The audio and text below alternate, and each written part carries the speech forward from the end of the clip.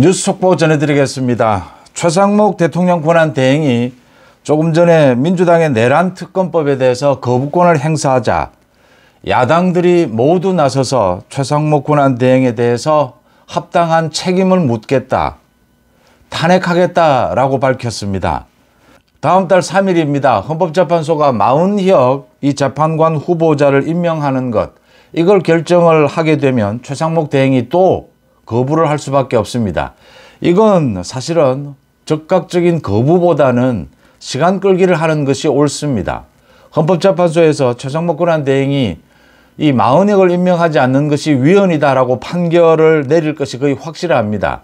이렇게 판결을 내려도 여러 가지 검토할 상황이 있다라고 하면서 최 권한대행이 이걸 시간 끌기 또는 버티기를 하는 것이 적합하다.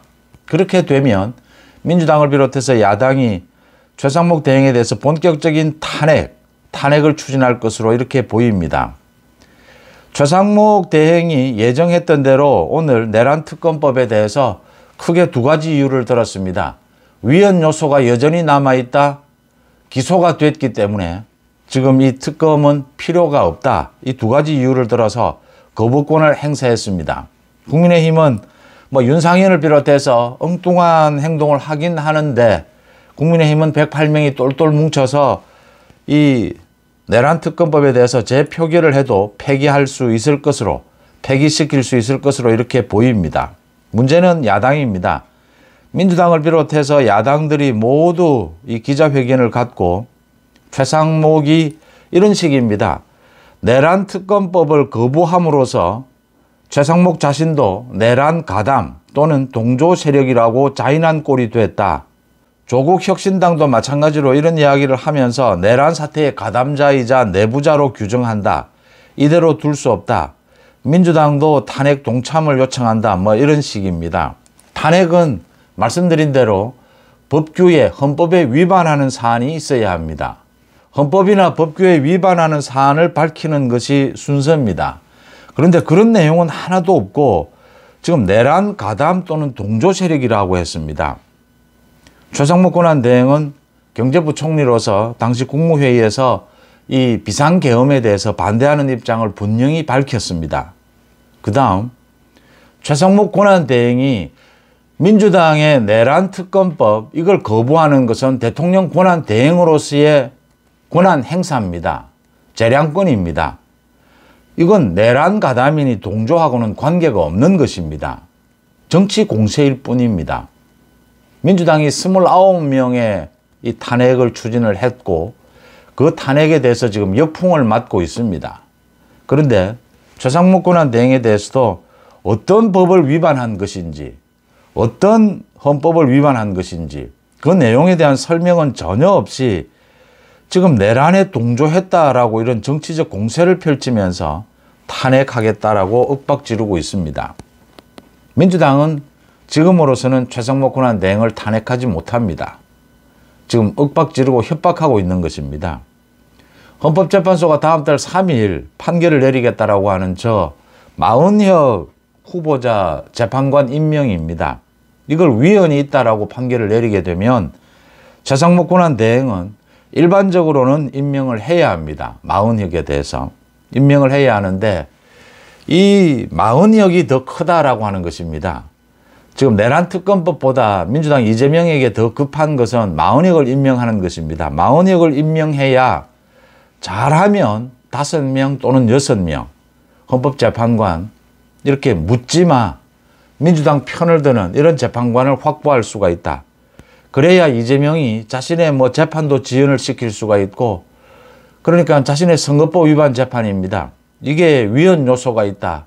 표현의 자유를 규제한다. 허위사실 유포입니다. 그렇게 위헌 제소를 해서 재판을 지연시키는 방법, 그것도 헌법재판소에서 동의를 해줘야 가능한 것입니다. 여러 가지 자신의 재판 지연을 노리는데 또는 윤석열 대통령에 대한 탄핵 이 심리를 빠르게 가져가는데 유리하다라고 해서 마은혁에게 매달리고 있습니다. 마은혁 임명에 최상목 권한대행이 다음 달 3일 헌법재판소에서 이런 결정을 내리더라도 여야 합의가 되지 않았다. 마은혁 임명을 지연시킬, 버틸 가능성이 매우 높습니다. 오늘도 이 내란 특검법에 대해서도 여야 합의가 되지 않았다라는 걸 중요한 이유로 꼽았습니다. 마흔형 마찬가지입니다. 여야 합의하는 사항인데 합의하지를 못했습니다. 최상목에 대해서 이렇게 협박하고 있는 것입니다. 최상목을 탄핵하겠다라고 협박하고 있는데 민주당은 탄핵하지 못할 것입니다. 최상목에 대해서도 탄핵한다면 이건 민주당 이재명이 스스로 죽는 꼴입니다. 많은 국민들이 지금 이 줄 탄핵 부분을 꼬집고 있습니다. 이진숙 방통위원장에 대한 탄핵도 기각이 됐습니다. 4대 4지만 많은 국민들이 물은 것입니다. 이진숙을 탄핵할 이유가 어디에 있었느냐? 어떤 법을 위반했느냐? 어떤 헌법을 위반했느냐? 최상목 마찬가지입니다. 이재명을 수사한 많은 검사들 탄핵한 건 다 마찬가지입니다. 그래서 최상목에 대해서 민주당이 이러지도 저러지도 못할 것이다. 협박만은 하고 있다. 최상목 권한대행은 당당합니다. 자신의 대통령 권한대행으로서의 재량권입니다. 내란 특검법 이건 여야 합의되지도 않았고 위헌 요소가 있고 또 윤석열 대통령이 현재 기소가 됐습니다. 지금 특검을 할 이유가 있느냐? 별다른 이유가 드러나지 않았다. 아주 당당한 내용입니다. 이걸로 탄핵할 수 없을 것이다. 지금 오늘 기자회견을 한 것처럼 이렇게 탄핵을 추진하게 되면 정말 역풍이 불 것이다. 마흔역을 임명을 하게 되면 최상목을 탄핵하겠다. 그러면 정말 국민들의 엄청난 저항권에 부딪힐 것이다 라는 걸 예상해 볼 수가 있습니다. 다음 윤석열 대통령의 재판부가 배당이 됐습니다. 지규현 부장판사입니다. 서울중앙지법 형사합의 25부입니다. 지금 김용현 전 국방부 장관이나 조지호 경찰청장 이런 혐의 재판을 맡고 있는 재판부입니다. 이 또 지규현 이 부장판사가 그동안 어떤 판결을 내렸느냐, 어디 출신이냐, 광주냐 이런 걸 조사하는데 또 관심이 쏠릴 수밖에 없습니다. 하도 지금 좌파 판사들은 이거 재판을 하는 건지 아예 정해놓고 이런 식으로 사전에 준비된 재판 결과, 판결 결과 이런 식으로 재판을 하고 있기 때문에 물론 일부 판사입니다. 이 좌파 판사들, 이 일부 판사가 굉장히 요직을 차지하고 있다고 하는 점입니다.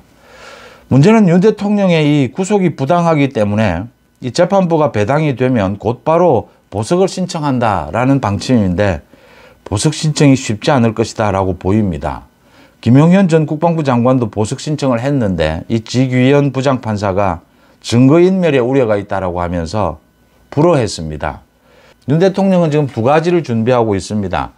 하나는 이렇게 형사재판이 시작된 만큼 헌법재판소 법에 정해져 있는 것입니다. 똑같은 혐의로 형사재판이 진행될 경우에 헌법재판소의 심리를 중단할 수 있다라고 되어 있습니다. 중단해야 된다가 아니라 중단할 수 있다. 그래서 헌법재판소에 지금 심리를 중단해달라고 요청도 하고 또 오늘 이렇게 재판부가 배당이 된 이 형사재판에 대해서도 윤석열 대통령에 대한 구속은 부당했다. 그 공수처의 수사권도 없었고 이 체포영장, 구속영장이 발부된 것은 부당한, 불법한 것이었다. 이 보석 신청도 할 예정이고 또 헌법재판소의 심리가 만약 진행이 된다면 이 형사재판을 이렇게 서둘러서 추진할 이유는 없다. 윤 대통령에 대한 조사도 제대로 진행이 되지 않은 만큼. 그러니까 헌법재판소의 심리와 이 형사재판 이 두 가지 중에 하나는 중단을 해야 된다라는 주장을 하고 있습니다. 윤 대통령 변호인 측에서 이 두 가지를 추진을 할 생각인데 이 두 가지 다 쉽게 추진되지는 않을 것이다. 생각대로 되지는 않을 것이다. 이렇게 보입니다. 일단 지규현 부장판사로 이 형사합의 25부로 배당이 됐습니다. 그러니까 헌법재판소의 그 증인 신청 부분은 윤 대통령 측이 요구를 해서 그러니까 중앙선거관리위원회의 사무총장 등을 비롯해서 이 증인 3명이 추가로 채택이 됐습니다. 이 부정선거 부분도 논란이 되고 있기 때문에 여러 가지 논란, 쟁점들이 많아지기 때문에 증인 신청이 앞으로도 더 늘어나게 될 것이다. 그러면 헌법재판소의 지금 생각대로 민형배가 지금 추진하는 이런 생각대로 2월 말 3월 초 심리를 끝낸다라는 것은 어려워질 것이다. 이 헌법재판소의 심리는 좀 더 길어질 것이다라는 걸 예상해 볼 수가 있습니다. 민영배 그 군한 대행은 자신의 SNS의 글과 오늘 밝힌 것이, 그러니까 민영배가 이재명과 친해서 지금 이재명과의 친분 관계, 또 좌측으로 완전히 편향되어 있다, 정치적으로 편향되어 있다, 이런 주장에 대해서 민영배가 그렇게 SNS에 글을 올린 것이 무슨 이런 재판의 심리와 무슨 관계가 있느냐, 이렇게 반박을 하고 있는데, 그 관계가 없다면 민영배가 그 지난 10년 동안 올린 SNS의 글을 민영배 자신이 스스로 지웠습니다. 내렸습니다. 자신이 당당하다면 그런 글들을 왜 내립니까? 제가 말씀을 드렸다시피 민영배가 이재명과 친하다라는 것이 문제가 아니라 이재명과 친한 그런 행동을 해와서 민영배의 재판이, 민영배의 판결에 임하는 태도가 한쪽으로 편향된 점이 구체적으로 드러나고 있고 확인되고 있다고 하는 점입니다. 민영배가 개인적으로 어떤 친분 관계를 가지고 있느냐에 따라서 재판 판결이 달라지고 있다는 것이 확인이 되면 이 판사는 자질이 없는 겁니다. 판사로서 기본적인 태도가 안 되는 겁니다. 지금 많은 국민들이 지적하고 있는 게 그 부분입니다. 민영배가 좌측으로 편향됐다, 이재명과 친하다. 단순한 이 내용이 민영배의 재판 결과, 재판을 임하는 태도에 반영이 되고 있고 확인되고 있다고 하는 점입니다. 최상목 군한 대행에 대해서도 아마 민주당 야당 측에서 계속 탄핵을 가지고 협박을 하게 될 겁니다. 최상목 군한 대행에 대해서 오늘은 국민의힘이 우리 헌법을 지키는, 법치를 지키는 적절한 거부권 행사였다라고 했는데, 앞으로 국민의힘 여권에서는 최상목 군한 대행에게 좀 힘을 실어줄 필요가 있습니다. 최상목 군한 대행이 지금까지는 합리적인 결정을 내리기 위해서 굉장히 노력하고 있다라고 하는 점입니다. 최상목 군한 대행에 대해서도 배신자라고 해서 지금 이 전국 운영에 무슨 도움이 되는지를 좀 냉정하게 판단해 볼 필요가 있다, 이렇게 읽힙니다. 송은재TV 마칩니다. 고맙습니다.